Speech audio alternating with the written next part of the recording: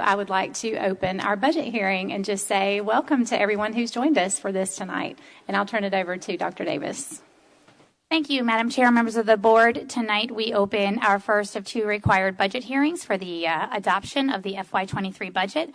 At this time, I'd like to invite Ms. Clay, the Chief Financial Officer for Henry County Schools, to approach the podium and provide the insights into the FY23 budget preparation. Ms. Clay. Good evening, Madam Chair, members of the board, and Superintendent Davis. Tonight, we are hosting the first of our two required budget hearings. First, I'll review the distinct funds that are included in the superintendent's recommendation. Per policy, the board takes action on these aggregate funds annually during the budget adoption process. The first of the four funds is the general fund, which you know is the home of our daily operations. It covers salaries, the cost of maintenance, and other things necessary for education within our system. Next is the Special Revenue Fund, which accounts for grants given to Henry County Schools for specific purposes. And this is also the account that we do the accounting for our enterprising activities of school nutrition and after-school enrichment.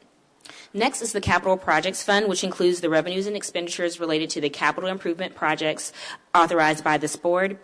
And finally, there's the Debt Service Fund, which captures the revenue and expenses associated with the long-term debt incurred to finance those capital projects. These discrete funds, which are required by governmental accounting standards, allow for the separate tracking of revenues and expenses to ensure public resources are aligned towards the intended purposes. Board, as you are aware, a myriad of external and internal inputs have been considered in developing the budget for each of these funds. The FY23 budget cycle formally launched in December with preliminary priorities shared by board members and the publishing of the budget calendar. In January, the 2022 legislative session kicked off. Our district enrollment forecasting processes were completed, and the board's shared priorities around investing in competitive compensation and investing in the community-inspired strategic action plan were publicly discussed. With clarity of priorities, our teams monitored the state legislative session and met with local tax officials to support the development of a preliminary budget outlook, which was presented in March's study session and was further discussed in the Saturday budget meeting called for by this board.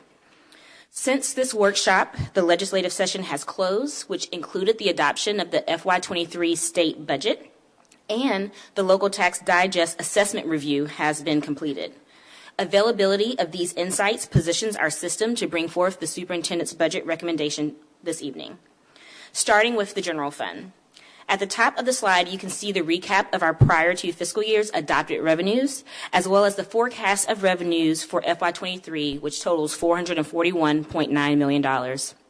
Of particular note is the shifts that we're seeing in the percentages of funding that we are receiving from local sources versus state sources. Regarding our state revenues, we anticipate nominal change year over year. The FY23 state budget that was recently passed by the legislature has restored funding that was previously withheld for austerity purposes and has provisioned funding to increase teacher salary schedules.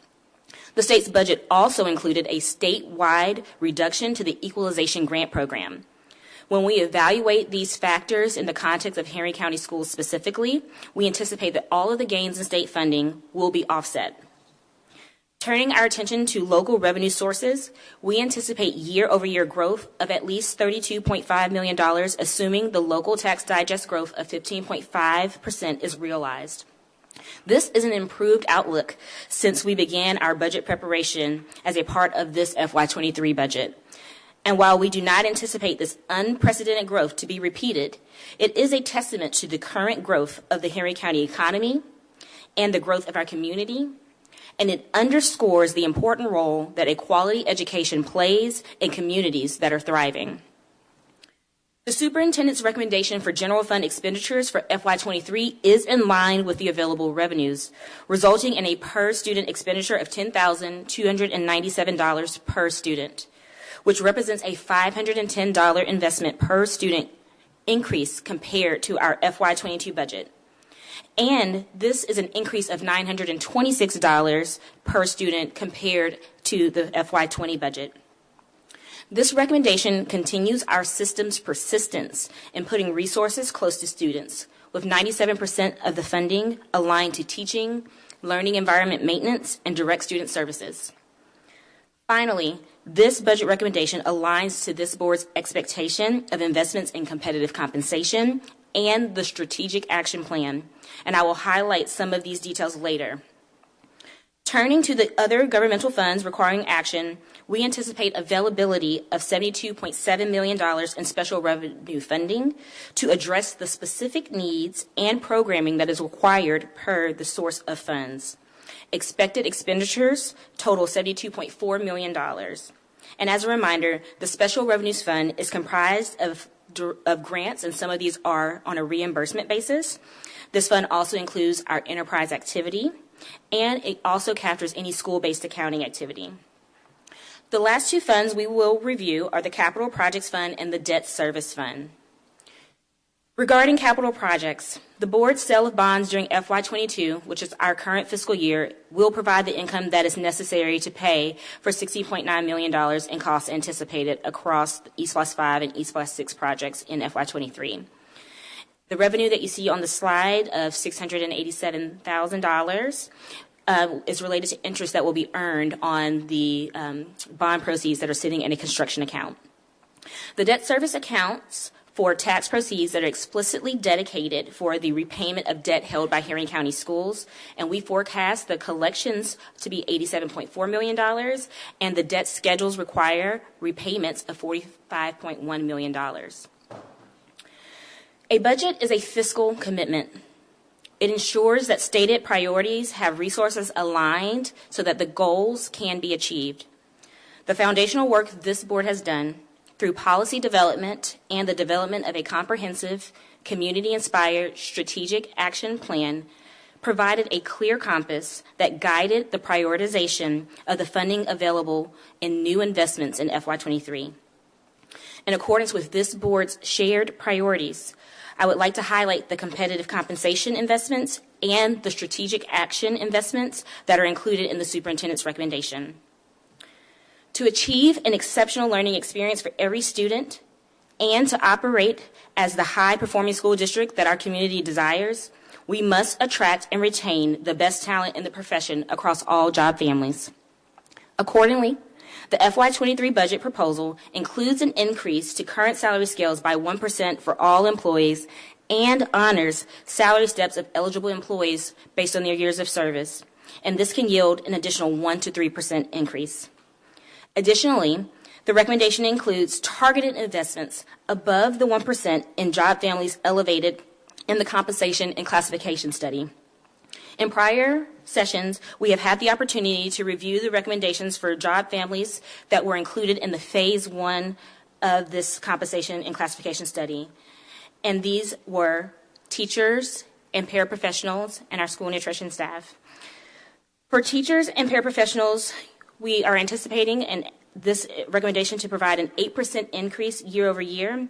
Further, the salary schedules have been extended and redesigned to support a monetary increase each year a salary step is earned. This recommendation continues to build upon the board's FY22 investment actions, where those were significant investments in clerical staff, clinic aides, nutrition, and transportation staff. The FY23 recommendation includes targeted investments for school nutrition managers, school nutrition assistants, school data clerks, school office secretaries, school bookkeepers, as well as administrative clerical job families that are related to those job families at the school level. The percent of staff members included in the recommendation accounts for approximately 89% of the Henry County Schools workforce. Phase 2 of the compensation and classification study is ongoing and will include the remaining job families that require assessment. Post-completion, an implementation plan will be defined for these job families, and as revenue sources are identified, a recommendation of an implementation plan will be presented to the board.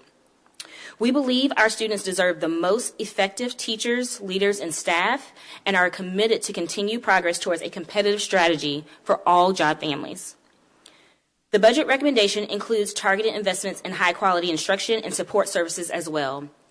And these investments are tightly aligned to the strategic action plan adopted by the Board of Education.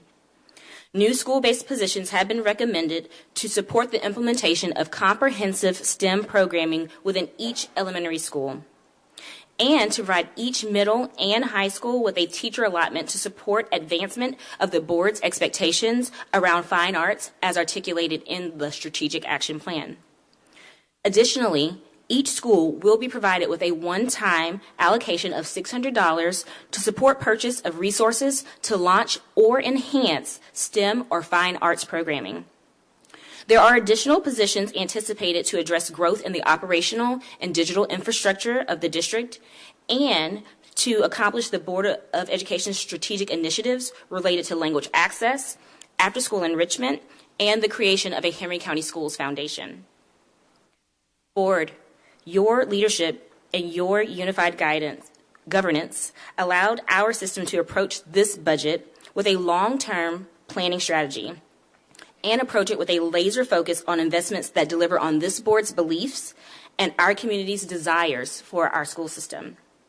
We have assessed the sustainability of the recommendations before the board, assuming limited tax digest growth in future years, and are excited for the board's opportunity to commit funding that will bring the hopes, dreams, and aspirations of this community to life. As I begin to conclude, I will call your attention to the budget document that is shown here on the screen. This is the business document that the board would have the opportunity to take tentative action on this evening. Should that action be done, this will be tabled and it will be represented in the May 9th meeting where the board will have the opportunity to take final adoption after our second budget hearing is held on that evening at 6:30 p.m. as well. Dr. Davis, that concludes what I've prepared, and I turn the floor back to you.